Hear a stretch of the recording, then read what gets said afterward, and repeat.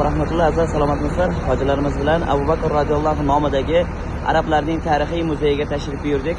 Shular bu muzey Abu Bakr radhiyallohu nomidagi muzey. Abu Bakr radhiyallohu hech qanaqa bir aloqasi yo'q, lekin nomi qo'yilgan muzey.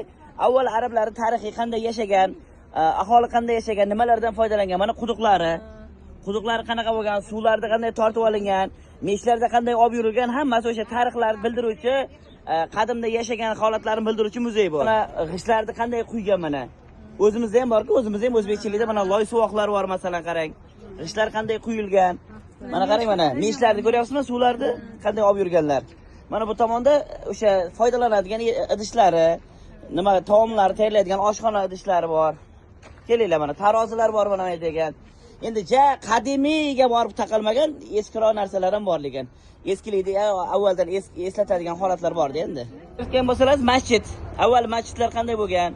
Loydan qurilgan, hammasi loydan. Mana bu tomonlar qaranglar.